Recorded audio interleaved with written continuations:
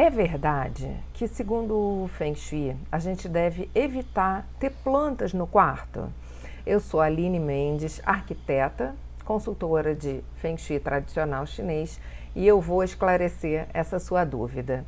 Muita gente por aí pergunta isso, né? Já vi escrito em alguns lugares que a gente não deve ter planta no quarto, né? Então vamos ver o que o Feng Shui fala disso. Feng Shui ou Feng Shui?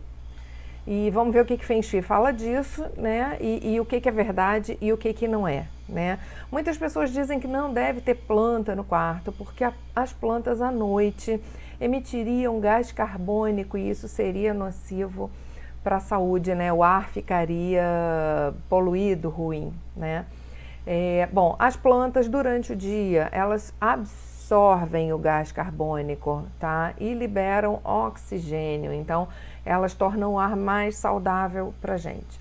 Durante a noite, elas invertem esse processo, mas o que elas emitem de gás carbônico não chega a ultrapassar o que elas emitem de oxigênio durante o dia. Então, existe um equilíbrio e a gente não deve deixar de ter planta no quarto por causa disso. Eu costumo brincar que quem é casado, seu companheiro, sua companheira emite muito mais gás carbônico durante a noite do que uma pobre plantinha que você tenha no quarto, né?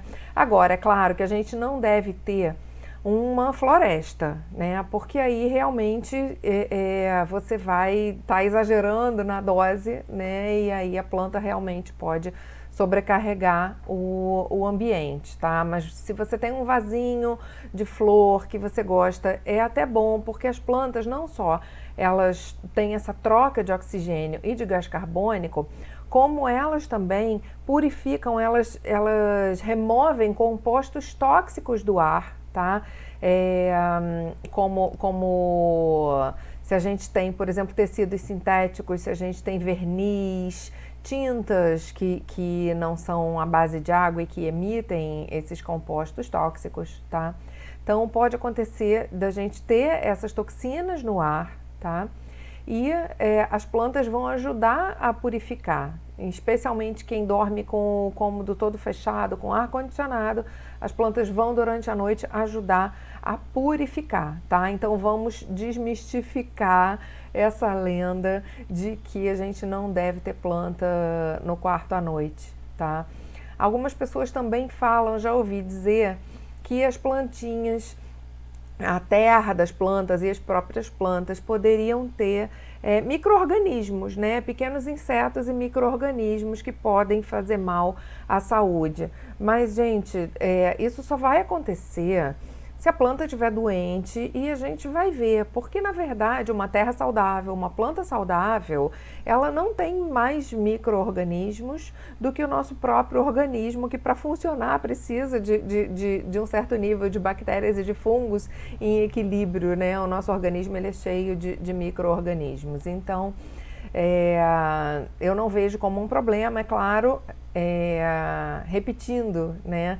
Se a gente tiver um enorme vaso com uma planta enorme, né? Isso está desequilibrado com o que a gente precisa num quarto, tá bem? Então vamos deixar de culpar as plantinhas, né? Vamos inocentar as plantinhas e quem gosta de planta pode ter sim planta no quarto. Só o que a gente vai evitar, segundo o Feng Shui, são as plantas com folhas pontiagudas, tipo espada de São Jorge, cactos. Elas podem estar em outros locais da casa, mas no quarto, as plantas pontiagudas, elas podem estimular na gente um comportamento muito pungente, sabe? Que pode às vezes até ser agressivo, que tem o seu lugar na nossa vida, dependendo da atividade que a gente está realizando, mas que num quarto a gente quer suavidade, mesmo que seja um quarto de solteiro, mas principalmente um quarto de casal, ou mesmo em que duas pessoas durmam juntas, por exemplo, quartos de irmãos, tá?